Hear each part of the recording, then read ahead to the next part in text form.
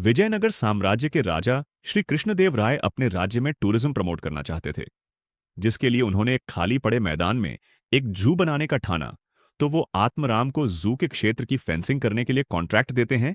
तो कृष्णदेव आत्मराम को कुल 1600 वर्ग मीटर के क्षेत्र की फेंसिंग करने को कहते हैं।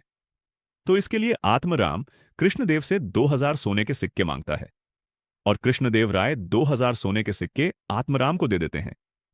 5 दिन बाद जब आत्मराम फेंसिंग का काम पूरा करता है, तो आत्मराम का काम देखने के लिए कृष्णदेव और तेनालीराम आते हैं। तो तेनालीराम को कुछ गड़बड़ लगती है। तेनालीराम देखता है कि फेंसिंग का क्षेत्र तो 1600 वर्ग मीटर ही है, पर फेंसिंग के लिए मटेरियल कम उपयोग हुआ है जिस हिसाब से आत्मराम ने पैसे लिए। तो तेनाली आत्मराम से पूछता है कि महोदय, आपको 1 मीटर की फेंस लगाने में कितना खर्चा हुआ?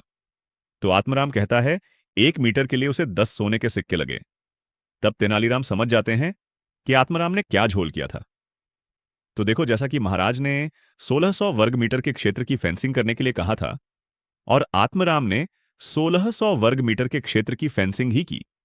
पर जैसे कि यह डिस्कस नहीं हुआ था कि जू का क्षेत्र स्क्वायर होगा या रेक्टेंगल, तो आत्मराम ने इसका फायदा उठाया। क्योंकि जब हम 40 मीटर की साइड का एक स्क्वायर का एरिया और पेरीमीटर निकालें, तो पेरीमीटर आता है 160 और एरिया होता है 1600। और अगर हम एक रेक्टेंगल लें 80 मीटर लेंथ और 20 मीटर ब्रेथ का, तो उसका पेरीमीटर और एरिया होता है 200 मीटर और 1600। तो एरिया तो सेम है, लेकिन यहां पेरीमीटर अलग है। मतलब एक स्क्वायर जिसकी साइड 40 मीटर है, उसमें फेंसिंग के लिए कम मटेरियल लगा, रेक्टेंगल के मुकाबले जिसकी साइड 80 और 20 है। इससे हमें एक बात यह पता चली कि एरिया जो है पेरीमीटर पे डिपेंड नहीं करता। मतलब एरिया सेम होने पे जरूरी नहीं पेरीमीटर भी सेम हो। तो अब हम देखें कि आत्मराम ने कितने का झोल किया। तो 160 मीटर की फेंसिंग के लिए उसे लगे 1600 सोने के सिक्के, और उसने राजा से मांगे 2000, मतलब 400 का घोटाला। तो ऐसे ही आत्मराम ने मैथ्स का सही इस्तेमाल करके अपने पैसे बचाए। पर एक सेकंड, उसने 400 सिक्के का किया क्या?